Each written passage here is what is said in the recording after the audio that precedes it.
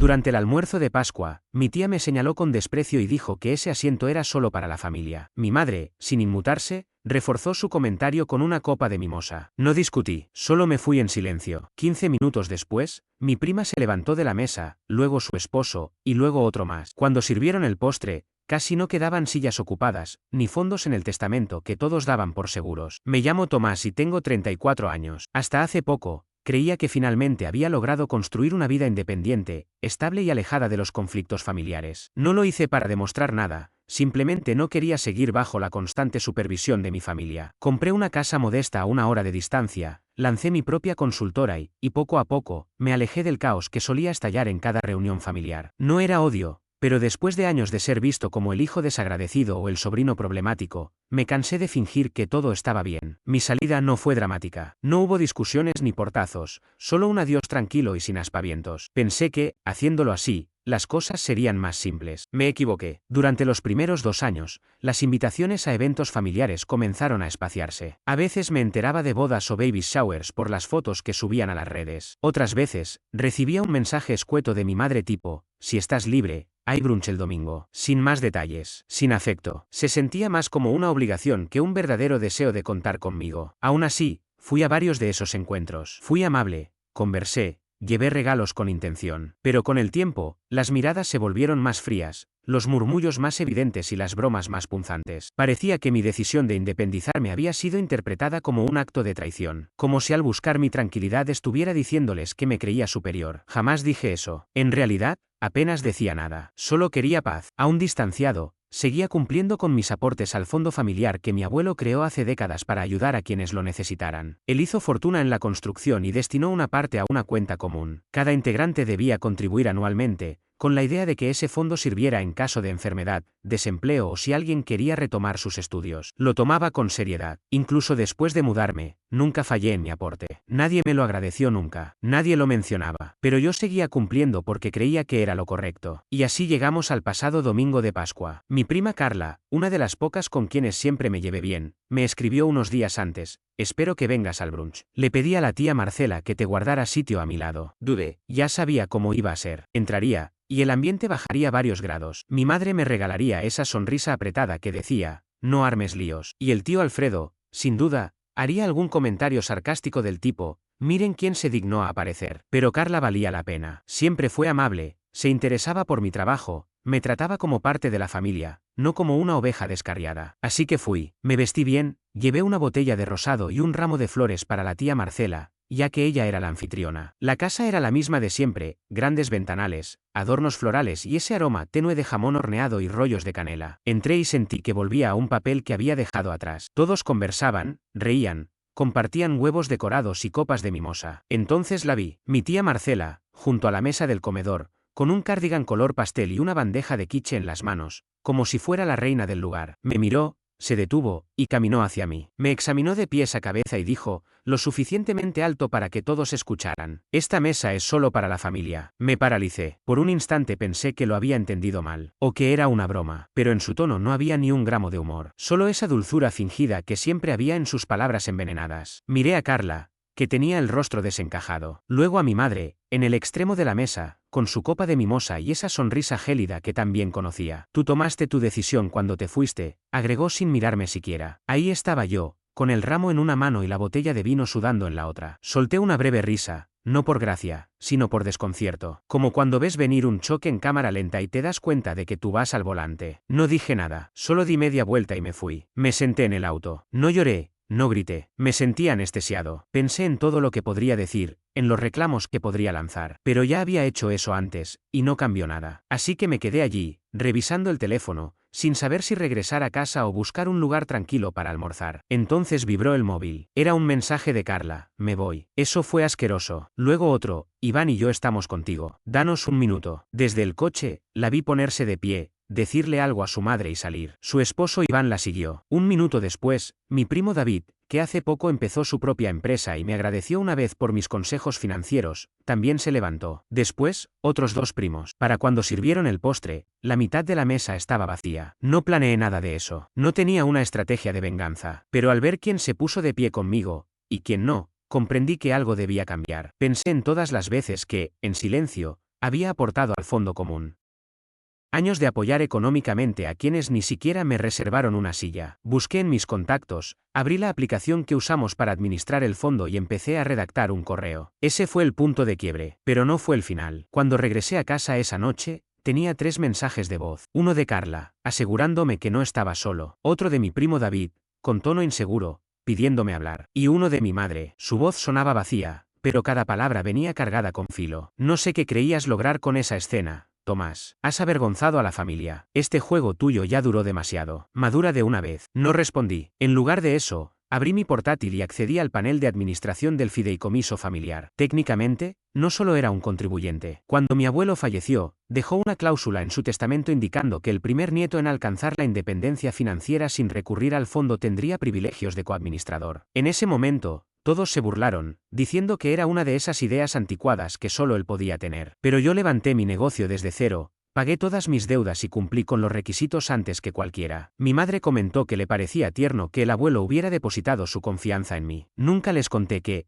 cuando tenía 24 años, él me tomó aparte y me dijo, este fideicomiso va a salvar a la familia un día, pero solo si alguien adecuado cuida de la bóveda. Siempre creí que hablaba del dinero. Ahora pienso que se refería a las personas. Comencé a revisar los registros de transacciones. Había de todo, algunos retiros pequeños, otros alarmantes. Tío Alfredo había sacado dinero 3 veces en el último año alegando reparaciones del hogar, a pesar de tener un salario de 6 cifras. Mi hermana Carla había retirado $8.000 para educación, aunque abandonó un curso de yoga hacía 2 años y no había vuelto a estudiar desde entonces. Y tía Marcela, bueno, ella había sido reembolsada por una emergencia médica que, en realidad, era una liposucción en una clínica estética de Miami. No estaba enfadado. No todavía. Sentía algo más gélido. Una calma serena, como ver una represa resquebrajarse lentamente, sabiendo que está a punto de estallar. A la mañana siguiente, redacté una carta dirigida a la firma financiera encargada de supervisar el fideicomiso. No removí a nadie de momento, pero solicité congelar todos los retiros y abrir una auditoría completa. Alegué irregularidades y pedí una revisión de cumplimiento. Una de esas acciones que parecen inocuas en la superficie, hasta que los que solían meter la mano sin preguntar descubren que ahora la tapa está firmemente cerrada. El correo fue enviado a las 9:42 de la mañana. A las 10:17, el teléfono empezó a vibrar. Mamá, ignorado. Tío Alfredo, ignorado. Luego el grupo familiar explotó. ¿Bloqueaste la cuenta? No puedo acceder a nada. ¿Qué está pasando? No respondí. Envié otro mensaje, esta vez directo a la firma. Por favor, canalicen cualquier consulta sobre la suspensión directamente conmigo o con mi representante legal. Proporcionaré más instrucciones en el transcurso de la semana. Para el almuerzo,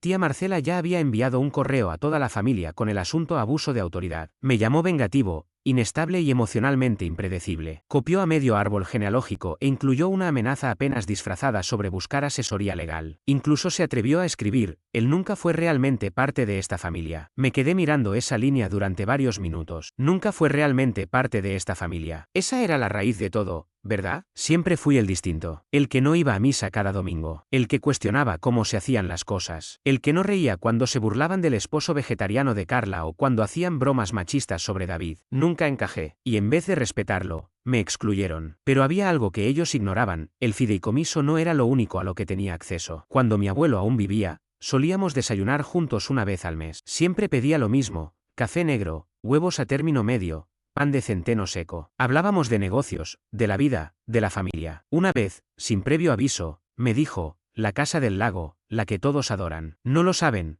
pero la puse a tu nombre. Lo hice hace años. Los impuestos se manejan a través de una compañía fachada y los documentos están en regla. Quería asegurarme de que alguien que lo mereciera, la tuviera. Pensé que estaba bromeando, pero no lo estaba. Busqué los documentos. Todo estaba en orden, escritura, registros de transferencia, incluso una carta notariada explicando su decisión. Esa casa en la que pasamos todos los veranos, que tras su muerte se convirtió en centro de reuniones familiares, con barbacoas, fiestas, hasta la boda de una prima el otoño pasado. La habían usado como si fuera un salón comunal. Nunca pidieron permiso, porque no sabían que me pertenecía. Y ahora, sí lo sabrían. Escribí otro correo, esta vez solo dirigido a mi madre. Fue breve, ya que, al parecer, no soy parte de esta familia. Supongo que no tendrás objeción en que ejerza mi derecho legal sobre la propiedad del lago. Adjunto el aviso formal de restricción de acceso. A partir de hoy, Todos los eventos programados quedan cancelados. Las cerraduras serán cambiadas el viernes. Presioné enviar. Luego me recosté, dejando que el silencio llenara la casa. Era una paz diferente. Por primera vez en mucho tiempo, no me sentía a la defensiva. No estaba reaccionando. Estaba tomando la iniciativa.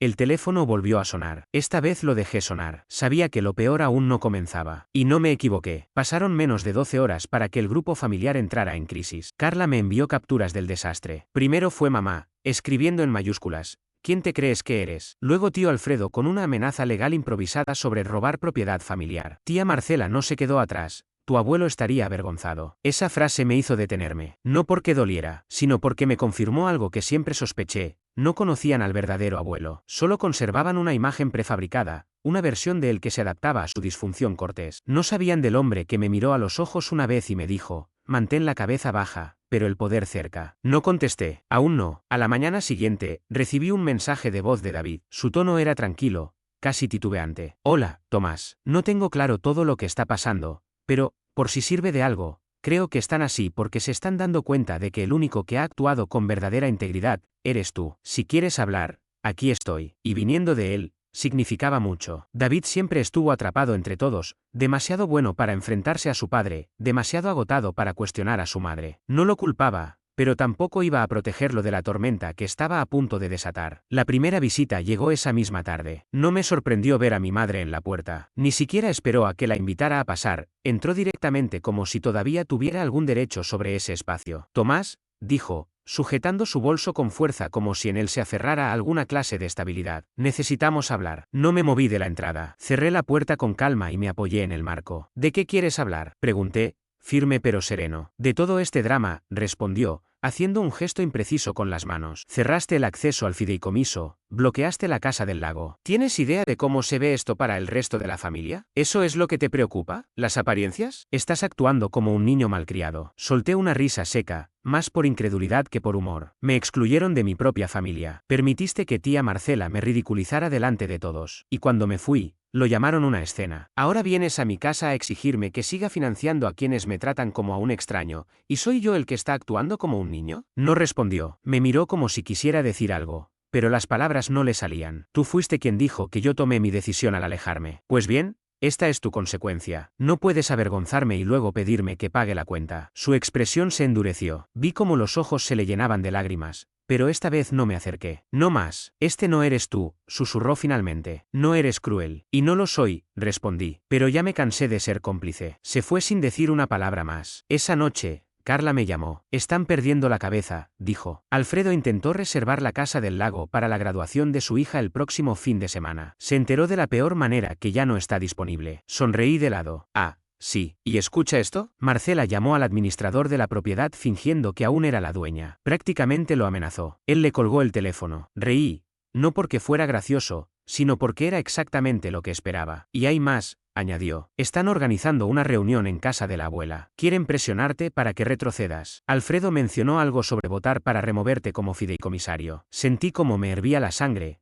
pero esta vez no con ira, sino con determinación. Que lo intenten, dije, no les va a gustar el resultado. La verdad es que todo esto lo había planeado desde semanas atrás, desde aquel almuerzo de Pascua. Al principio fue solo una idea, ¿y si dejaba de sostener con dinero el caos familiar? Pero mientras revisaba los documentos del fideicomiso, descubrí que mi rol era mucho más que simbólico. El abuelo no solo me había dejado funciones administrativas, también me otorgó poder de enmienda, lo que me permitía modificar partes del acuerdo para proteger su propósito a largo plazo. No era libertad absoluta, pero sí suficiente margen de maniobra. Ya había empezado a trabajar con un abogado para reestructurar los estatutos, pero no había enviado la versión final. Estaba esperando que mostraran los dientes, esperando que confirmaran lo que ya sabía, que para ellos, yo no era más que una billetera con pulso. 2 días después, llegó el correo electrónico. Asunto: reunión familiar extraordinaria, asistencia obligatoria. Sin saludo, sin disculpas, solo 1 hora. Un lugar y la suposición de que yo asistiría a escuchar un sermón sobre los valores familiares. Lo leí en silencio. Luego lo reenvié a mi abogado con una sola línea. Han hecho su jugada. Hagamos la nuestra. No asistí a la reunión. En su lugar, exactamente a las 6 de la tarde del domingo, envié a toda la lista de correos familiares la versión final del fideicomiso enmendado. Iba acompañada de una carta formal de mi abogado, redactada con lenguaje jurídico neutral pero firme. El asunto decía: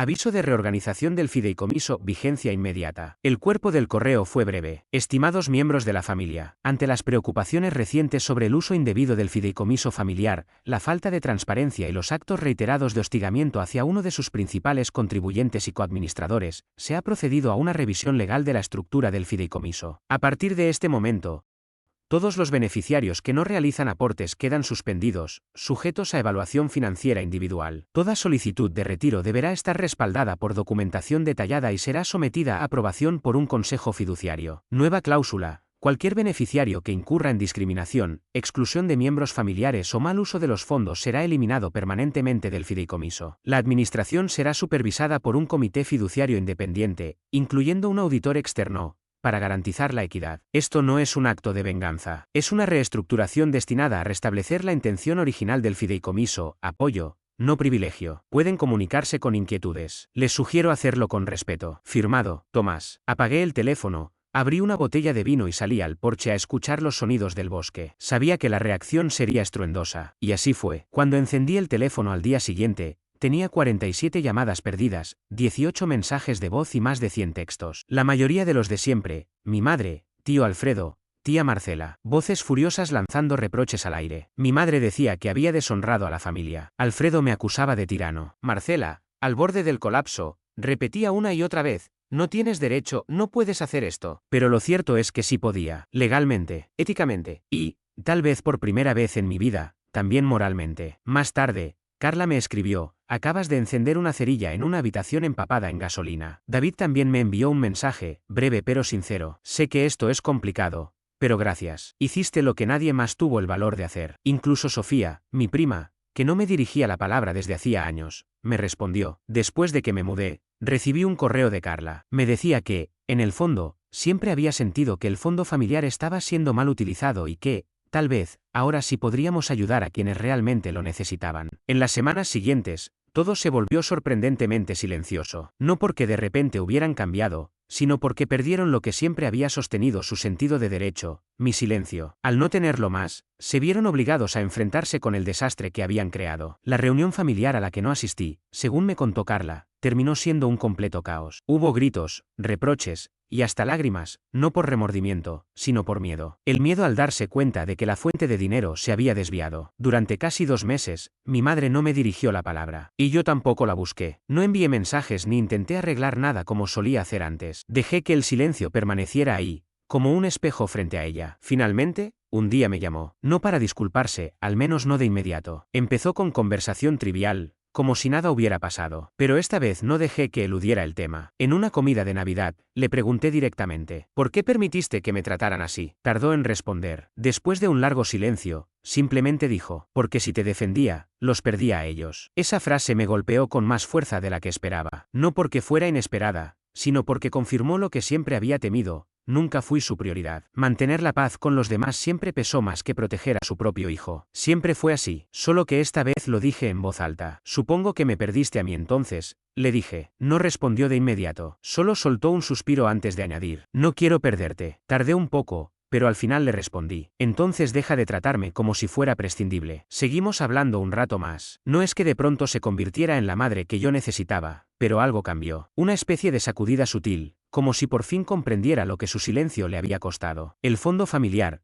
por cierto, no se vino abajo. Al contrario, prosperó como nunca bajo el nuevo sistema. Gracias a la supervisión externa, se acabaron los retiros caprichosos. Creamos una rama de becas, un fondo de emergencias médicas, e incluso un programa para apoyar con capital inicial a quienes quisieran emprender. Todo de manera clara y transparente. Uno de los primeros beneficiarios fue David. Fundó una pequeña empresa de paisajismo ecológico. El fondo igualó su inversión inicial bajo términos estrictos. Me envió una foto de su primer gran proyecto, un jardín en la azotea de una escuela primaria. En el mensaje escribió: gracias por no rendirte. Me ayudaste a creer que era posible. Carla también se unió oficialmente como coadministradora. La integramos a la junta tras ver que voluntariamente compartió su información financiera y colaboró en el diseño del nuevo modelo de rendición de cuentas. Era inteligente, empática y, sobre todo, comprometida con la visión que nuestro abuelo había tenido. En cuanto al resto, Tío Alfredo intentó demandar. No llegó a ningún lado. Los documentos que dejó el abuelo eran sólidos. Su abogado ya preveía lo que venía. Alfredo gastó muchísimo en intentar recuperar el control con amenazas legales, y acabó con más deudas que antes. Incluso llegó a dejarme un mensaje de voz diciendo entre dientes: «Te vas a arrepentir de esto». Lo puse en altavoz mientras revisábamos solicitudes de becas con Carla. Nos reímos. Tía Marcela fue más sutil. Empezó a publicar indirectas en redes sociales. Cosas como «la sangre no siempre es lealtad» o «la familia debería apoyarte, no excluirte». Etiquetaba a personas que la habían dejado de seguir hacía meses. Una vez me etiquetó a mí.